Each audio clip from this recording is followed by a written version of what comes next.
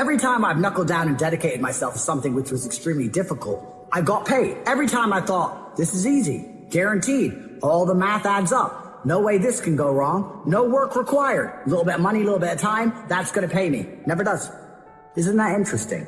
It's like the universe, God, will only give you money the hard way. Easy come, easy go. And crypto is the easiest come money, which is why you see all these people on the internet talking about how they lost it all. It's amazing how the human heart is infected with a permanent and never-ending greed. This built the modern world. No matter how many skyscrapers were built, someone wanted to build a bigger one. But we're now in a position where nobody is building anything. We are simply being as greedy as possible in a minus-sum game. When you work in McDonald's, you create a hamburger. When you work on a construction site, you create a building. If you're buying crypto coins, you are not creating anything. And the truth about life is that there is no easy way out. There is no shortcut home. The path I offer you will never be the easy path, because I never walked it. I'm not sure it even exists. The only thing I can teach you is the long, hard work for a guaranteed result. If you're dedicating yourself, if you're strong, if your mind is sharp, if you're focused, you're gonna get rich. Is it gonna happen today? No. Tomorrow? Probably not. Eventually? 100%. It is absolutely brutally arrogant for you to feel FOMO over money you don't deserve. Because if you had more of a brain, you'd sit and think, I don't deserve that money, so whatever. I'm gonna get back to the hard work. Get back in the real world. I'm gonna knuckle down. I'm gonna make some money. My time's coming. Hope can destroy you. You're at the bottom of a well, and to save your manicure, you're praying someone's gonna throw a rope down or a ladder because you don't want to scale the slimy walls and crawl out to salvation because of how difficult it's gonna be.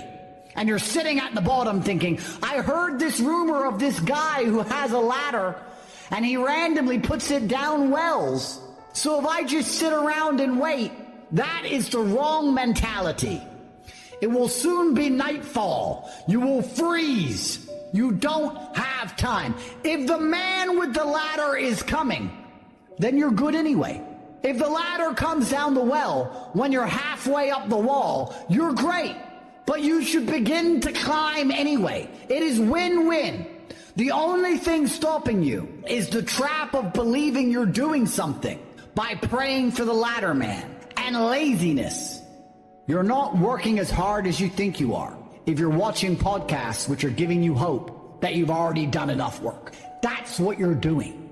You're hoping someone is going to say to you that you've already done enough and it's all fine. Nothing is fine.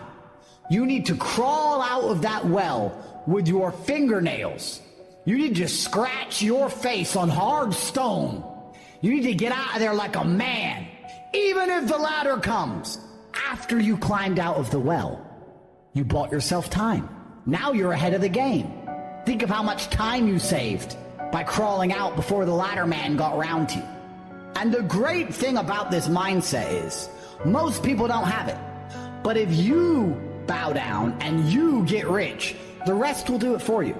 Let them sit there and rage post and get mad and watch videos and do all that crap while you stack cash. And I guarantee you, that's how you're gonna win. After I decided Bitcoin was a thing, I've never watched a video on it again. I now have no interest in Bitcoin podcasts. I have no interest in Bitcoin predictions. I have no interest. I spend my time making money to buy Bitcoin or something else. What would we do if crypto went to zero? Because probably 70% of our wealth is in crypto. So if crypto went to zero, what would we do? And I said, well, that would be fantastic. That would be great. Because now all the easy money's gone. And now all the dickheads who get to run around in Lambos and show off and buy girls' handbags, all the easy shit is gone. We're back to the hard world. We're back to the real world of real business, what we're best at. We're perfectly prepared to do the hard work. There's no such thing as easy money. There's money you fucking work for. I can show you where the gold mine is and I can give you a pickaxe, but you have to dig. If you're not going to dig, don't go. And then you're wasting everyone's time. You're wasting my time for giving you a hard hat and a shovel. You're wasting the elevator operator's time. You're wasting the company's time because we could have hired somebody else who actually wants to dig. If you're not prepared to work, don't fucking go down there. Stay at the top and never have a chance of finding gold. Believe that one day gold's gonna just fall on your lap. You're gonna find it by accident. By next year, I'll be rich. I don't have to work. It's just gonna happen. Let's see, shall we? Or you can get rid of your childish, infantile dreams. Pick up a fucking axe. Prepared to do whatever it takes. Choice is yours. But it truthfully is go time. I'm not going to tell you an easy way to make money. I'm not going to tell you you can just buy money and sit there and do nothing. I'm going to tell you how to crawl out. I'm going to say that you should do it the hard way. I've never done things the easy way. I've never been lucky. I've never caught a lick. I've been the guy who had to crawl out by the skin of his teeth every single time he ever escaped absolute decimation. I've been the guy who had it on the edge of annihilation, of his life falling apart, and he only pulled it off because he grit and bared pain and did whatever it took to win. I've never won easy. I've only ever did it the hard way. So it's all I can teach you. If there's someone out there who you believe in, who's promising you an easy way out, then go believe them. I don't know any easy way out. You're trapped in a forest, surrounded by bramble, and I am outside of the forest. And I am screaming to you saying, I know a way out. The path is long, it is dangerous. You may hurt yourself. It's difficult, but I can guarantee you it leads out. And perhaps there's another voice saying, I know an easy path and it just leads straight out and it's easy. If you believe them, try. If there was an easy path out, why are so many people still stuck? If there's an easy way out of this mess. I can't give you easy answers. I only have the hard answers. And the hard answer is for you to knuckle down, stop fucking praying for an economic miracle, stop praying for a miracle via digital currency, get your fucking act together, and start working all day, every day, until you finally have enough for you to no longer have to be forced to live an experience you don't enjoy anymore. When we ask you at the end of 2025 what you've achieved, you should have a list which you could hold parallel to ours and not feel a deep sense of shame without feeling a deep sting of regret for how you have wasted your time. And we're going to talk again exactly a year from now to see what you've achieved. If you do not work, if you do not try, if you do not dedicate yourself, if you will not attempt new things, then you deserve to be poor and you will stay there. If you are prepared to try, if you are prepared to dedicate yourself, if you are open to new ideas, if you do want to learn, then the position you find yourself in, which is less than favorable financially, is guaranteed to be temporary. Work works. If you went to the gym and someone told you you're going to be in perfect shape in 9.5 months and the sun is going to hit you and you're going to look amazing and all the women are going to want you in 9.5 months at 10:34 on a Tuesday morning if you stick to this workout routine. But that's not how it works, is it? You go to the gym, you work your ass off, and you don't see any change at all for a long time. You have to believe in the training. Believe in the end, it's all going to pay off. That's how the gym works. That's how money works. That's how everything works. Most of you are capable of doing it for the gym. You know that if you go long enough and train hard enough, you will get the result in the end, but you're not capable of doing it for the money. You sit and wonder, well, I've done a day's work now and I wasn't paid today. I did a whole day's work and I didn't get money today, so I'm going to quit. Work works. You have to believe in the work. You have to sit down, knuckle down, focus on the work, do the work, and it will do the work for the universe to pay you. The universe is the most fair force on the planet. Absolutely everything you deserve in this world is given to you. You deserve exactly what you've got. And if you want more, you have to work, you have to earn it, and it will be given to you. Believe in the work and stop being concerned about when it's going to come. Instead, be concerned about what work you can do today. It's never going to be smooth sailing. How could it possibly be? Life's never been that way. Often, I am asked to motivate people. And what people are looking for when they want motivation is they're looking for a fire inside of them that makes them want to do hard things.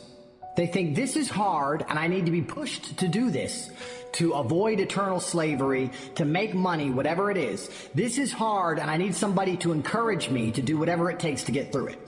It's amazing how God has linked difficulty and value. There is nothing in life which is valuable, which is not hard to obtain and hard to keep. That's why it has value in the first place. If gold was everywhere, nobody would care about gold. So when you see something as hard, you see something as valuable, and you have to train your mind to be excited by hard things. To feel self-motivated, not externally, you're self-motivated by the chance to prove to God you deserve this hard thing. And the most beautiful thing about difficult things is that it deters a large contingent of the populace because most people are not ready for hard. When they see hard, they make excuses for why they don't want it anymore, which is extremely important because you only want the things you want because other people can't have them. You want that car because other people can't buy it. The Egyptians built the pyramid because it was hard. Men wanted to be the first people to sail the 7 seas and risk their lives, to cross Antarctica and risk freezing to death, to be the first person to do it so that everybody would say, wow, I bet that was hard.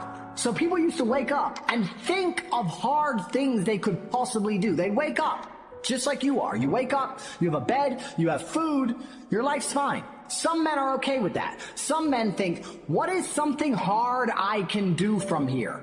When hard is put in front of you, you should say, finally, God, finally you've given me something difficult. My life has been too easy for too long. I'm too capable to live such a meager existence and simply survive. Young people, a lot of men say to me especially, like, what's fun? And I'm saying doing what you're supposed to do and fulfilling your duty and being proud of yourself is fun. That's the only fun you need. You don't need the fun of trying to chase all this garbage and this hedonism and this black hole. That doesn't lead anywhere. This teaching a whole society and teaching a large contingent of the youth that how they feel plays paramount over the world. If you feel sad, that's all that matters. Not, well, I feel sad, but it doesn't matter because I'm doing the right thing. What matters is how you feel right now. And when you have a whole contingent of the youth obsessed with only being happy, I think this is one of the largest reasons they can psyop them so easily into doing insanity. Because I believe as a man, chasing happiness is probably the most asinine thing you can do. It's the easiest way to lose as a man is to chase happiness. And really the only thing that's fun in life is work. The only thing that's fun is the thing that made you rich in the first place. Life is just, it's a game. We're living in a simulation, and if you want a high score, you have to choose the highest difficulty. When men say to me they're depressed, with the capability to become anything you desire, with God giving you a full and able body and mind, how do you have time to be depressed? There's so much that you need to do to be your best self, and you're competing against men like me, and you're finding hours a day to be sad? No wonder you're going to perpetually lose forever.